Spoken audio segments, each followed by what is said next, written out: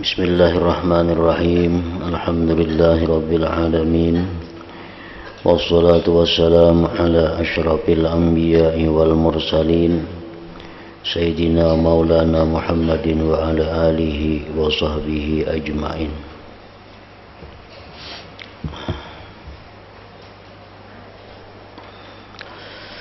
Ketahuilah bahwa aku pernah bertanya, ujar Imam Ghazali, kepada sebagian guruku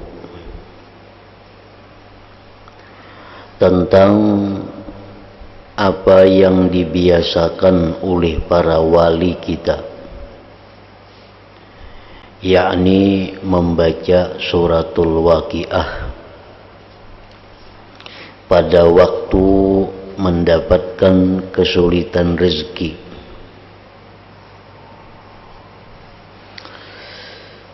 Bukanlah yang dimaksudkan agar Allah menolak kepayahan dari dirinya dan supaya melapangkan sebagian dari dunia kepadanya menurut kebiasaan yang berlaku. Bagaimana menghendaki harta dunia bisa sah dengan amal akhirat? Dalam keterangan yang terdahulu, Imam Al-Ghazali menjelaskan bahwasanya amal akhirat yang tujuannya agar Allah membalas di dalam dunia itu adalah riya yang murni. Amal akhirat yang dimaksudkan agar Allah membalas di dalam dunia ini, maka itu adalah riya yang murni. Seperti kita membaca surat Waqiah. Membaca surat Waqiah itu adalah amal akhirat. Tetapi kalau amal akhirat seperti membaca surat Waqiah tadi dimaksudkan agar Allah meluaskan rezeki, Allah mengeluarkan kita dari kesusahan, maka itu adalah riya yang murni. Padahal para wali-wali terdahulu, para ulama-ulama dahulu, mereka apabila dalam kesusahan mereka mengamalkan surat Waqiah. Nah, bagaimana itu tujuan daripada para wali atau ulama-ulama dahulu di dalam mengamalkan surat Waqiah itu yang sebenarnya?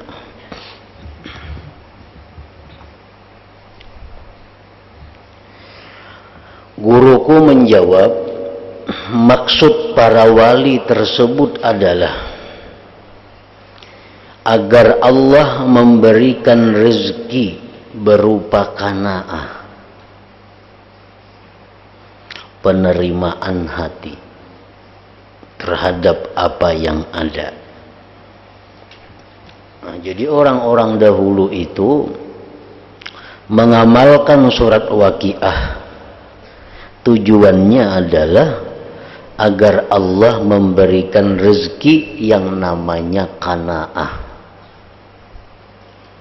Qanaah itu artinya adalah perasaan cukup, perasaan puas dengan apa yang sudah diterima dari Allah. Nah, jadi apabila mereka dalam kesusahan, dalam kesempitan rezeki, mereka membaca surah Waqiah, tujuannya agar diberi Allah qanaah. Nah, agar diberi Allah sifat qanaah ini. Nah, jadi itu qadariyah jadinya. Kada minta balasan rezeki berupa materi, bukan. Kada minta kepada Allah balasan surah Waqiah itu berupa duit. Karena kalau kita baca surah Waqiah, tujuannya supaya rezeki ini melimpah, rezeki dunia ini, nah itu riya.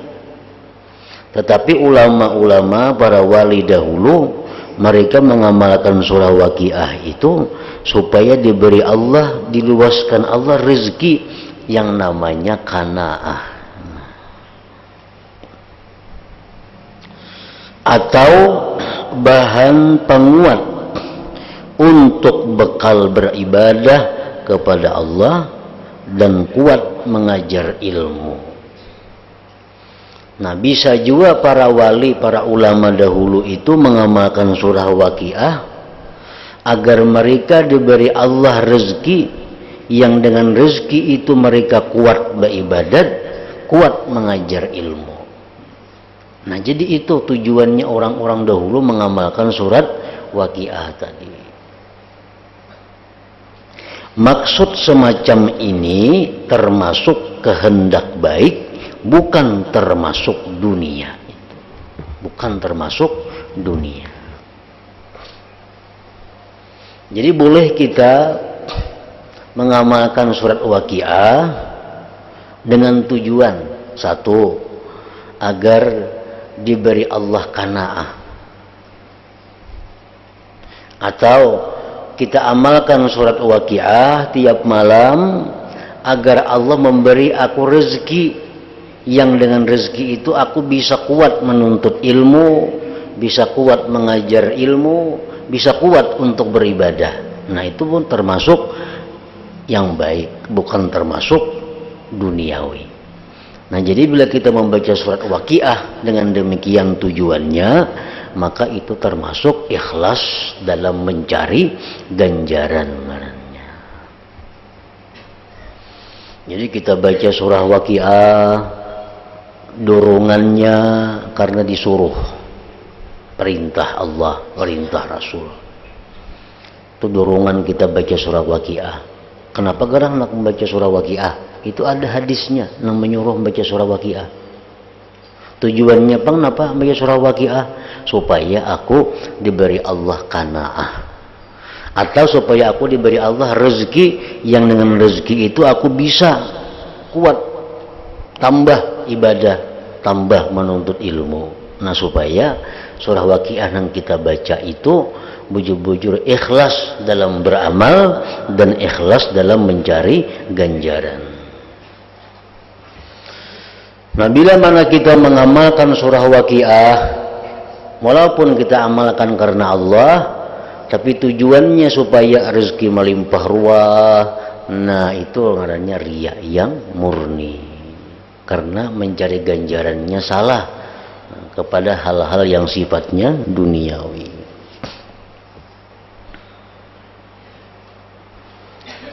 Nah, atau kita banyak bisi hutang, nak membayari kada kawan duitnya kada ada.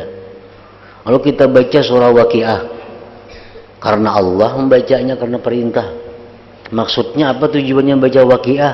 Supaya murah rezeki, nyaman membayari hutang itu. Nah, ini termasuk niat yang baik. Karena membayari hutang itu adalah suatu kewajiban kita. Nah, itu kada termasuk duniawi ngarannya. Nah, dikiaskanlah yang lain-lainnya daripada surah Waqiah itu. Misalnya ada amalan-amalan, bila kita membaca amalan ini, salawat ini, maka rezeki kita akan luas. Nah, maksudnya rezeki itu adalah antara dua tadi. Satu, bisa rezeki itu berupa qanaah, bisa juga rezeki itu rezeki duit, rezeki materi, tapi niat kita untuk bisa tambah ibadah, tambah belajar atau menuntut ilmu. Dan ketahuilah bahwa laku ini, yakni membaca suratul Waqiah ketika kesulitan rezeki dan fakir, merupakan satu cara yang telah dinukil dari hadis Nabi Muhammad sallallahu alaihi wasallam dan dari para sahabat ridwanullah alaihim ajmain. Memang itu amalan Nabi, amalan para sahabat membaca surah Waqiah. Tapi tujuan mereka bukan untuk mencari kekayaan. Tujuan mereka adalah untuk mudah rezeki, yang dengan rezeki itu mereka tambah ibadah. Dengan rezeki itu tambah bisa menuntut ilmu. Sampai-sampai Ibnu Mas'ud radhiyallahu anhu tatkala dicela mengenai urusan anaknya karena tidak mewariskan harta dunia sedikit pun. Ibnu Mas'ud ini begitu sidin sakit, sidin memberikan, mewakafkan seluruh harta sidin. Maka sidin ini ada bisi anak-anak. Nah, dicela orang. Ujarang wahai Ibnu Mas'ud, pian ini mewakafkan harta semua anak ada tuh. Jangan meninggali anak. Nah, jangan segan anak mewaris. Nah, beliau menjawab, aku telah meninggalkan suratul Waqiah untuk mereka. Aku sudah meninggalkan suratul Waqiah untuk mereka. Karena orang yang mengamalkan surat Waqiah itu akan mendapat keluasan rezeki dari Allah Subhanahu wa taala. Namun keluasan rezeki itu jangan diartikan tadi secara luas, tapi artinya adalah bisa rezeki yang luas itu berupa qanaah atau rezeki yang membawa kita kepada untuk ibadah. Dari asal yang tersebut dalam hadis tentang dianjurkan kita membaca suratul Waqiah tadi, berlakulah tingkah-tingkah dalam laku para ulama kita rahimahumullah. Jika tidak ada hadis itu, niscaya para ulama tidak bakal memperdulikan urusan rusak dan payah yang berkaitan dengan urusan dunia atau lapangnya dunia, harta dan kedudukan. Merekalah orang yang mengambil keuntungan terhadap sempitnya dunia dan kesulitannya, serta saling membanggakannya di antara mereka, dan mereka menganggap hal tersebut, sempitnya dunia, sebagai karunia yang agung dari Allah.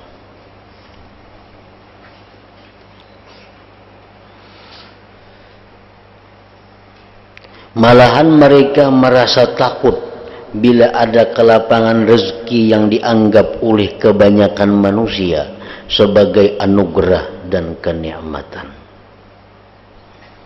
Nah, jadi artinya maksud ini adalah para ulama-ulama dahulu, mereka itu membaca surat Waqiah itu sebenarnya karena ada anjuran Nabi. Karena ada anjuran Nabi. Andai kata kada ada anjuran Nabi, mereka kada akan membaca surat Waqiah. Dan mereka kada peduli dengan hidup miskin, dengan hidup susah itu sebenarnya. Bahkan kehidupan yang susah, kehidupan yang fakir itu merupakan keuntungan dan kebanggaan bagi mereka, karena memudahkan mereka untuk bisa khusyuk, bisa taat kepada Allah Subhanahu wa taala. Mereka para ulama menganggap bahwa kelapangan rezeki adalah tipu daya. Kelapangan rezeki yang diberikan Allah itu merupakan tipu daya. Artinya kalau kada bisa mengelolanya, bisa jatuh ke dalam jurang kehinaan. Dan suatu musibah. Bagaimana mereka tidak menganggap untung, sedangkan kesukaan mereka adalah bepergian dan melipat makanan dalam segala keadaan. Pemuka ulama kita itu berkata, lapar adalah modal kami untuk bisa menambah menguatkan ibadah. Nah, keterangan ini merupakan pokok mazhab ahli tasawuf, yaitu mazhabku dan mazhab guru-guruku, dan mazhab ini pula ulama salaf kita berlaku.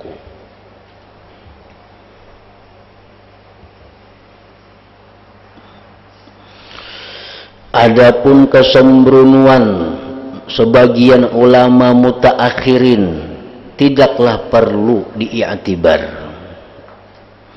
Aku menuturkan pasal ini supaya orang yang berbeda dengan mazhab ini tidak mencela lantaran kebodohannya terhadap tujuan ahli tasawuf berkenaan dengan persoalan ibadah mereka, dan tidak menyalahkan oleh orang yang baru belajar yang selamat hatinya lagi pula belum mengambil ilmu yang semestinya. Jika ditanyakan pantaskah yang demikian itu dengan keadaan ahli ilmu, orang yang melulu beribadah, orang yang zuhud, orang yang penyabar dan suka riyadah. Artinya mengamalkan suratul waqiah tadi.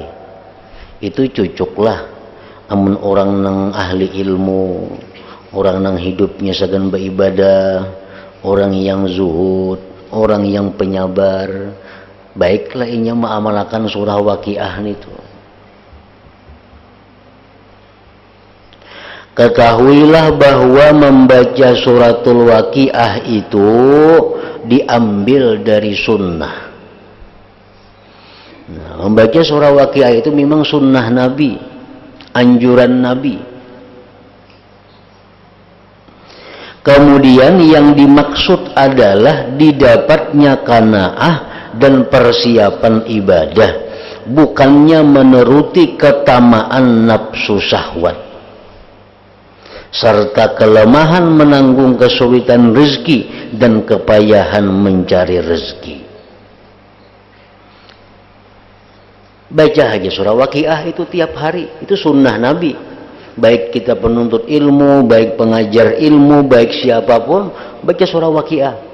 Tetapi kita baca surah waqiah itu tujuannya adalah agar kita mendapatkan qanaah, tujuannya agar kita mendapatkan rezeki-rezeki untuk persiapan ibadah. Nah itu aja tujuannya. Bukan tujuan membaca surah waqiah itu supaya dapat rezeki yang berlimpah ruah. Nah bukan itu. Bukan membaca surah waqiah itu karena kada tahan menghadapi hidup yang serba sulit. Bukan itu tujuannya.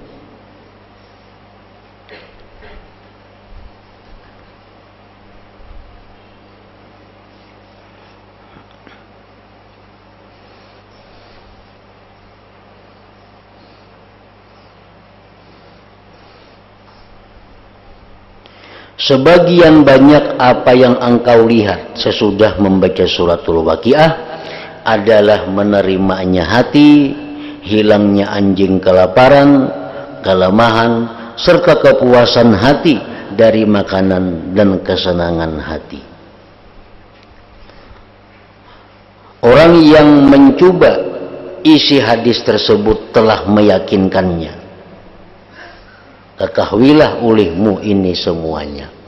Orang yang mengamalkan suratul waqiah itu sudah membuktikan bahwa membaca surah waqiah karena Allah dengan harapan bahwa diberi Allah qanaah, diberi Allah rezeki untuk persiapan ibadah, itu sudah membuktikan bahwa itu mujarab, bahwa itu sudah diamalkan oleh para pendahulu kita yang salihin. Semoga diberikan taufik dari Allah, amin ya rabbal alamin.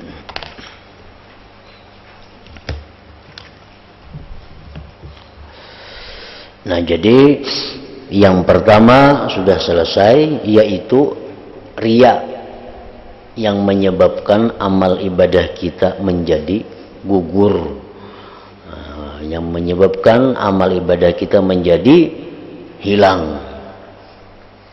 Pertama sebabnya adalah karena riya itu.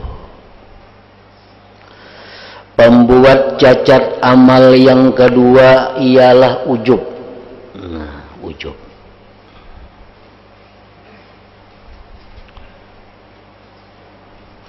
Engkau wajib menjauhi ujub.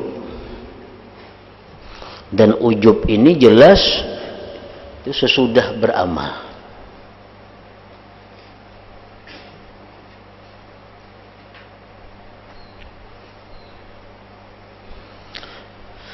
Engkau wajib menjauhi ujub karena dua hal. Satu, ujub itu menghalangi pertolongan dan pengukuhan dari Allah Ta'ala. Karena orang yang ujub menghirani diri sendiri adalah orang yang dihinakan.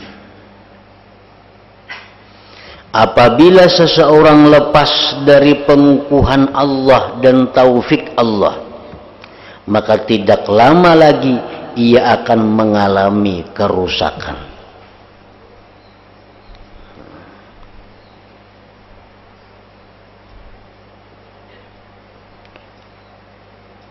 Orang yang kada diberi Allah lagi taufiknya, maka orang ini bakal mengalami kerusakan. Walaupun inya ilmu pengetahuannya luas, walaupun ilmu pengetahuannya banyak, tetapi orang ini sudah terhalang dari taufik Allah, maka dia akan mengalami kerusakan. Nah, taufik itu artinya adalah kemudahan untuk beribadah. Nah, kemudahan untuk beribadah. Hendak beribadah ini kita mudah melakukannya. Hendak membaca ini kita mudah melakukannya. Hendak mengamalkan ini mudah melakukannya. Nah, itu pertanda kita diberi Allah taufik. Nah, jadi artinya begitu kita selesai beramal, kita ingat taufik Allah itu. Jangan lupa kepada taufik Allah. Bila kita beramal, kita melupakan taufik Allah, yang timbul hanya kita sendiri yang beramal, nah itu bagian daripada ujub ngarannya. Karena itu Rasulullah sallallahu alaihi wasallam bersabda, "Salasun muhlikatun, syuhun muta, wa hawan muttaba', wa i'jabul mar'i binafsih." Artinya ada 3 perkara yang merusak, yaitu kikir yang diikuti, hawa nafsu yang dituruti, dan menghirani diri sendiri.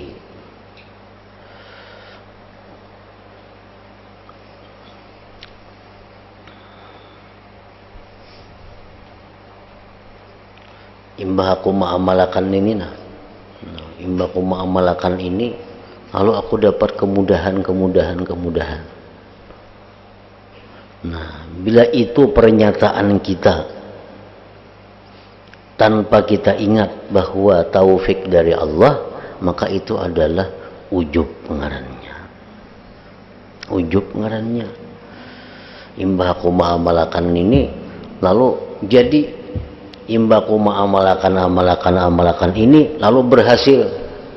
Nah, kayak itu aja. Lupa inya bahwa itu inya bisa beramal itu karena taufik Allah.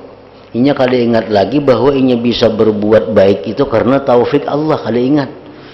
Nah, cuma yang disebutnya adalah ini keberhasilan karena aku mengamalkan ini. Nah, bila macam itu sampai ke hati-hati kita, maka itu adalah ujub. Dan itu menggugurkan amal yang sudah kita lakukan tadi menjadi kada berpahala lagi atau menjadi kurang pahalanya.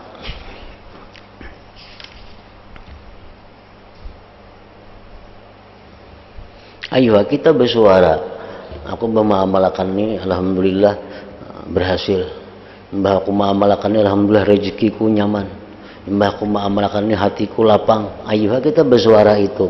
Tapi kita waktu bersuara itu kita ingat bahwa kita bisa mengamalkan itu karena ditolong oleh Allah. Nah, yang ada bapak itu nang ujub itu orang nang kali ingat lalu lawan pertolongan Tuhan. Nang orang nang merasa dirinya nang mampu, orang nang merasa dirinya nang kuat untuk itu.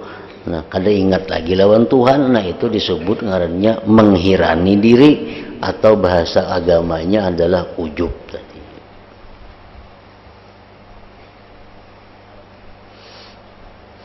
Jadi pertama, ujub itu wajib kita jauhi karena ujub itu akan menghalangi pertolongan Tuhan. Yang kedua, kenapa kita disuruh menjauhi ujub? Ujub itu merusak amal saleh. Merusak amal saleh. Sebab itu Al-Masih Isa alaihi salam berkata, hai golongan Hawari.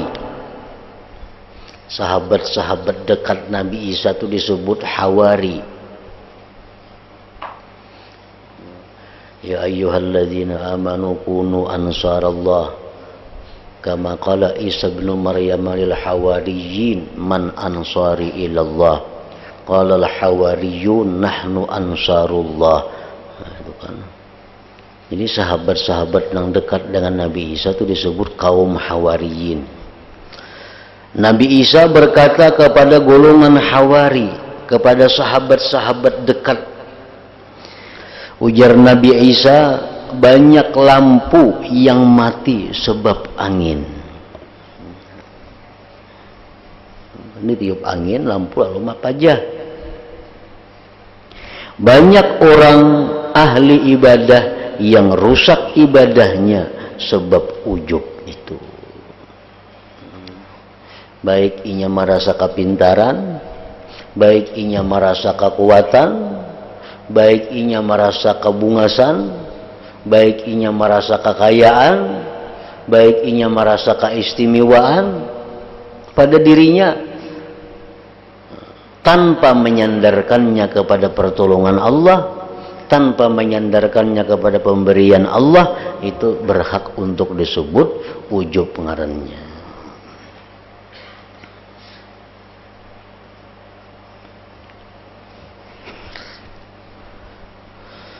Apabila yang menjadi maksud dan menjadi faidah orang hidup adalah ibadah, apabila yang menjadi maksud dan menjadi faidah orang hidup adalah ibadah, karena ujar Tuhan, wa ma khalaqtul jinna wal insa illa liya'budun. Nah itu dalilnya bahwa kita hidup ini sebenarnya adalah untuk beribadah kepada Allah, untuk mengabdi, untuk mengenali kepada Allah. Nah bila yang menjadi maksud tujuan hidup ini adalah ibadah, sedangkan pekerti jelik ujub itu menghalangi hamba hingga tidak bisa memperoleh kebaikan. Kalaupun dapat memperoleh kebaikan maka sedikit saja. Ujub bisa merusak sampai tidak tersisa.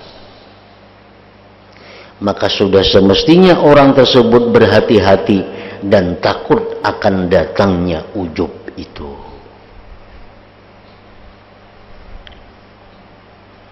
Jadi ujub ini bisa menghilangkan saparapat pahala, bisa menghilangkan setengah pahala, bisa menghilangkan 2/3 pahala, bisa menghilangkan seluruh pahala. Nah sama juga halnya dengan riya. Riya, ujub itu bukan hanya sebagai yang menghapus pahala, tetapi juga hukumnya adalah diharamkan. Diharamkan.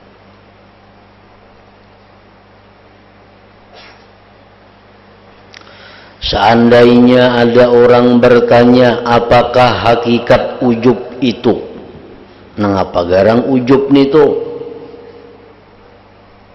Apa arti ujub? Apa pengaruh ujub? Dan apa hukumnya ujub itu?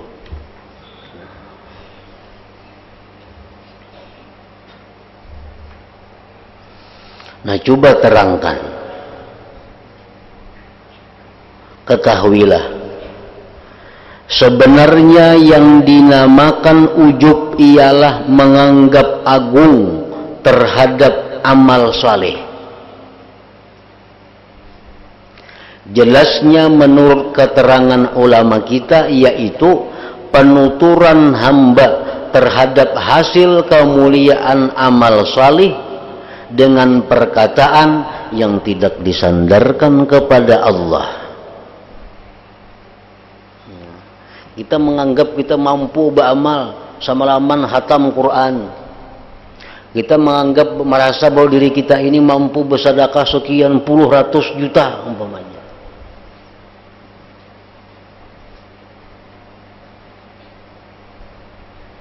Tanpa menyandarkan kepada Allah. Nah, itu ujub.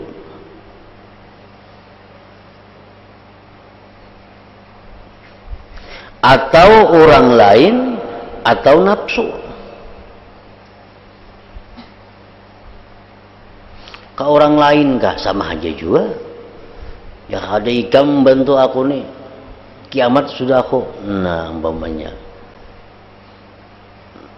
Sama aja juga itu lupa kepada Allah. Para ulama berkata ujub itu kadang-kadang menjurus kepada ketiga-tiganya.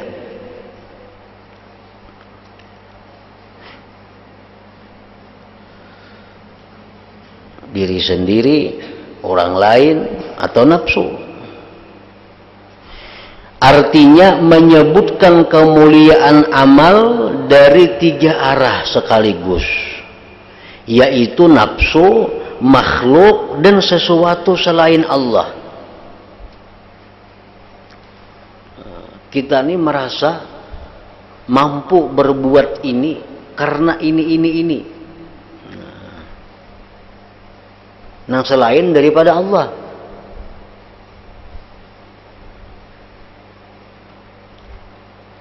Kadang-kadang ujub itu bisa rangkap dua. Dengan menuturkan amal dari dua arah. Aku ini bisa beramal, aku ini bisa beramal sedemikian karena ini. Nah,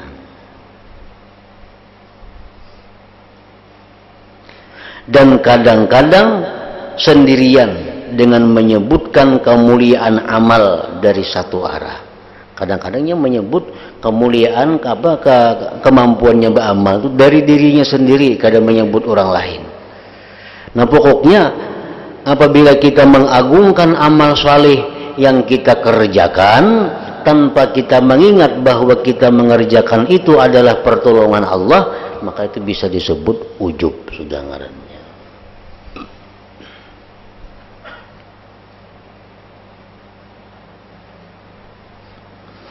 Lawan ujub ialah ingat anugerah Allah. Nah, itu lawannya ujub. Cukup di dalam hati. Ini perkara-perkara hati. Ayo di mulut kita. Aku telah berhasil menyelesaikan ini. Aku telah berhasil menuntungkan ini. Aku telah berhasil mencapai ini. Ayo di muntung kita berkisah itu. Tapi di dalam hati kita ingat bahwa keberhasilan kita itu adalah sebab taufik Allah, sebab pertolongan Allah. Lawan ujub ialah ingat anugerah Allah. Ingat bahwa amal itu sebab taufik Allah. Allah yang memuliakan, mengagungkan ganjaran amal dan melipatkannya. Ingat semacam ini adalah fardu hukumnya. Nah, ingat seperti itu fardu hukumnya. Jadi di waktu kita mengucapkan keberhasilan, kita wajib di dalam hati mengingatkan bahwa itu adalah anugerah Allah. Itu adalah pertolongan Allah, supaya jangan ujub. Ingat semacam ini adalah fardu. Ketika ada perkara yang menarik ujub. Ketika ada perkara kita merasa bangga dengan diri kita. Di waktu kita merasa bangga dengan diri kita, di situ kita wajib ingat bahwa ini anugerah Allah. Dan sunat mengingat anugerah Allah tadi dalam semua waktu. Jadi artinya ingat anugerah Allah ini dua, ada wajib, ada sunat. Nang wajib namana ketika datang ujub. Nah di situ kita wajib menolaknya dengan ingat anugerah Allah. Sunat kalau kada datang ujub. Nah, jadi ingat anugerah Allah. Kita ini ingat anugerah Allah, ingat padahal kita kada ujub, cuma ingat kita anugerah Allah. Nah, itu sunat. Tapi di waktu hati kita ini, di waktu pernyataan kita, di waktu hati kita membanggakan amal ibadah kita, nah di situ kita wajib mengingat bahwa ini adalah pertolongan anugerah daripada Allah Subhanahu wa taala.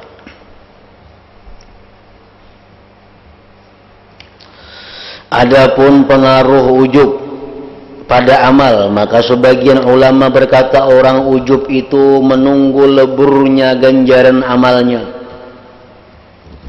Kalau ia bertobat sebelum mati ia selamat, tetapi kalau tidak maka dilebur ganjaran amalnya. Nah, jadi ujub ini kalau kita tobat, nah itu bisa selamat amal kita. Kita bahari pernah membanggakan diri kita. Kita dahulu pernah membanggakan bahwa kita mampu berbuat ibadah sekian. Nah, kita membanggakan diri kita mampu, misalnya orang naik haji tawaf 70 kali sehari umpamanya. Boleh kakak berkisah-kisah aku kawa 70 kali tawaf sehari. No, ada yang berkisah aku kawa umrah 40 kali umrah. Di saat berkisah itu membanggakan dirinya. Artinya kada ingat bahwa inya itu kawa karena anugerah Allah, kada ingat. Lalu berkisah orang datang naik haji dihilangi orang. Aku kawa ngucup Fajar Aswad, aku kawa tawaf 70 kali sehari, aku kawa umrah 40 kali. Cuma naik haji 40 hari. Ingat umrah kawa 40 kali, berarti sekali sehari umrahnya. Nah, tanpa mengingat anugerah Allah, berkisah wara kepada orang. Nah, ini ujub. Satu saat inya tahu itu salah, nang kisahkan bahari itu luput, lalu inya tobat. Nah, selamat saja. Artinya pahalanya kada terganggu, pahalanya kada gugur. Tetapi kalau inya mati sebelum bertobat, maka pahala-pahala sekian tawaf umrah tadi menjadi dilebur ganjaran amalnya. Ini adalah pendapat Muhammad bin Sabir, salah seorang guru golongan Karramiyah yang dinamakan ihbat lebur. Muhammad bin Sabir ialah hilangnya semua nama-nama baik dari amal, sehingga orang itu tidak mempunyai hak ganjaran dan pujian sama sekali. Nah, ini menurut pendapat sebahagian ulama, ujar Imam Ghazali.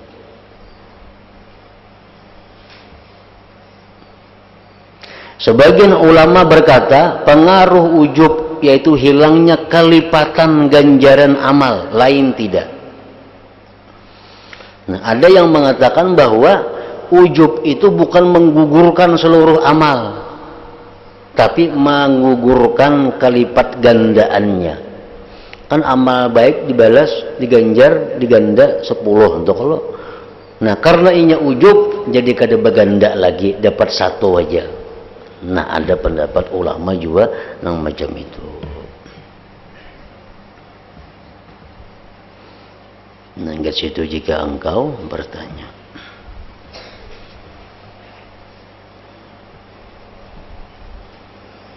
Ila hadratin Nabi sallallahu alaihi wasallam al-Fatihah. Iyyaka na'budu wa iyyaka nasta'in. Ihdinas siratal mustaqim. Siratal ladzina an'amta 'alaihim. Bismillahirrahmanirrahim. Alhamdulillah rabbil alamin. Allahumma salli wa sallim ala sayyidina Muhammad wa alihi wa sahbihi ajma'in. Allahumma ighfir lana ma akhta'na wa ma tahammadna wa ma asrarna wa ma alanna wa ma asrafna wa ma anta alam bihi minna.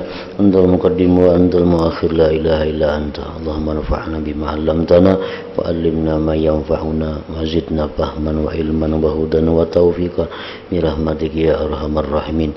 Sallallahu ala sayyidina Muhammad wa alihi wa sallam.